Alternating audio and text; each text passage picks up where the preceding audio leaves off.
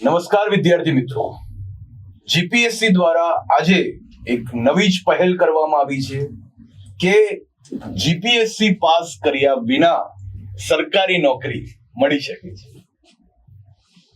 નામ આપવામાં આવ્યું છે અવસર. જે રીતે યુપીએસસી દ્વારા પ્રતિભા સેતુ પોર્ટલ શરૂ કરવામાં આવ્યું હતું, એ જ રીતે એ જ તર્જ ઉપર જીપીએસસી દ્વારા પણ એક સારી પહેલ કરવામાં આવી છે અવસર તરીકે. જે લોકો આપત્તિમાં ફસાયેલા છે એમના માટે આ એક અવસર ખૂબ મહત્વનો સાબિત થઈ શકે છે.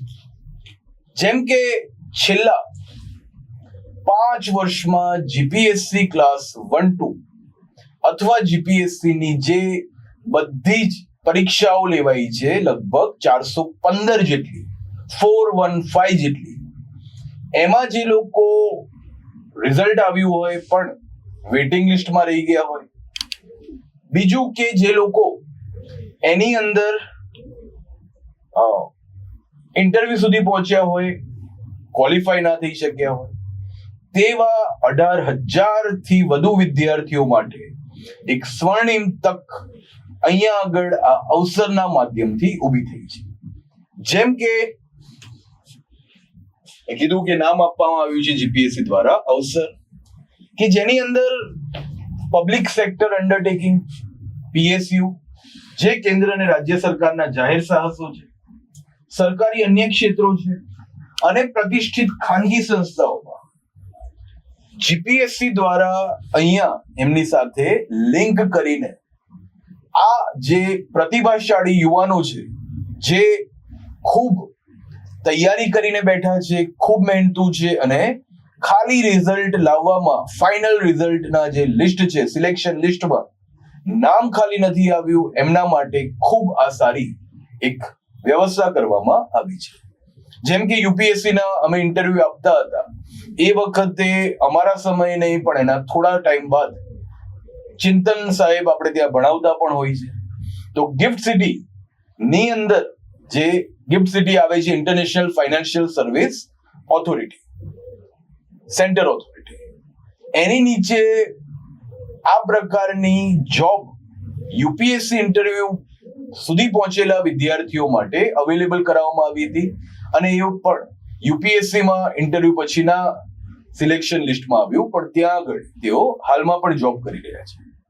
તો એ જ પ્રકારે આ જીપીએસસી દ્વારા અવસરની શરૂઆત થઈ છે, બરાબર છે, જેની અંદર ઓજસની ઉપર જઈને પોર્ટલમાં દરેક જે છેલ્લા 5 વર્ષના વિદ્યાર્થીઓ છે એ પોતાનું રજીસ્ટ્રેશન કરાવી શકે છે. ઓકે, બીજી બાબત કે જીપીએસસી એ પણ સ્પષ્ટતા કરી છે કે જે બહુ જ મોટો મુદ્દો છે ડેટા સિક્યુરિટી.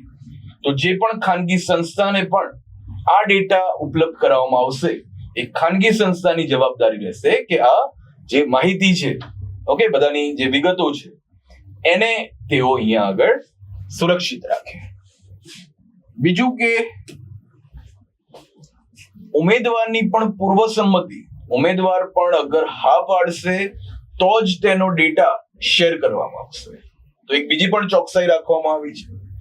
અને જે મેં કીધું કે ભૂતકાળની ભરતીની પરીક્ષામાં જે લોકો છેલ્લા 5 વર્ષમાં અસફળ થયા હોય, આખરી પરિણામ જ્યારે આવ્યું હોય ત્યારે, અને વેઇટિંગ લિસ્ટમાં હોય, એ તમામ આ અવસર જે મોડ્યુલ છે એમાં ઓનલાઈન સંમતિ પત્રક સબમિટ કરી શકે છે. ઓકે, મોબાઈલ નંબર, ઈમેલ છે એ જોવાનું છે અને પાત્રતા માપદંડ પણ નક્કી થયો છે. ચોથો મુદ્દો કે ક્વોલિફિકેશન સ્ટાન્ડર્ડમાં લખ્યું છે કે આ પ્લેટફોર્મ પર માત્ર કાયદેસર રીતે સ્થાપિત સરકારી વિભાગો, પીએસયુ અને આયોગ દ્વારા માન્ય રાખેલ ખાનગી કંપનીઓને જ ઉમેદવારોની જરૂરિયાત મુજબ નિયંત્રિત એક્સેસ આપવામાં આવશે. એટલે એવું નથી કે બધી ખાનગી કંપનીઓની વાત છે, માત્ર માન્યતા પ્રાપ્ત જે ખાનગી સંસ્થા છે એની અહીંયા આગળ વાત કરવામાં આવી છે, જીપીએસસી દ્વારા માન્યતા.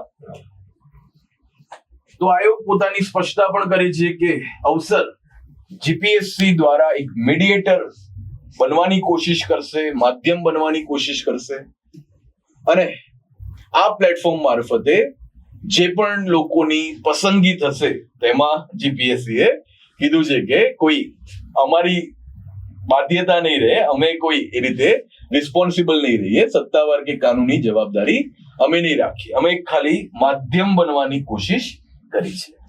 તો ખૂબ સારી તક આ ઉપલબ્ધ કરાવવામાં આવી છે. જે ઉમેદવારો ઘણા વર્ષોથી આ ફિલ્ડની અંદર છે એ ઉમેદવારોએ આ અવસરનો લાભ લઈને, અગર એને અત્યારે જોબની જરૂર છે, જોબ સિક્યોરિટીની જરૂર છે, તો એને ચોક્કસથી આ પોર્ટલ ઉપર જઈને રજીસ્ટ્રેશન કરાવવું જોઈએ. અને ખૂબ એ જ્યારે ઇન્ટરવ્યુ કે જે પણ રાઉન્ડ એના પછી આ પીએસયુ, જાહેર સાહસ અથવા જાહેર ક્ષેત્ર અથવા જીપીએસસી દ્વારા માન્યતા પ્રાપ્ત જે ખાનગી સંસ્થાઓ છે એના પછીનું એ લોકો જે સ્ટેજ રાખતા હોય એના માટે પણ ખંતથી મહેનત કરવી જોઈએ. કદાચ ઇન્ટરવ્યુ સ્ટેજ તો હોય જ હોય.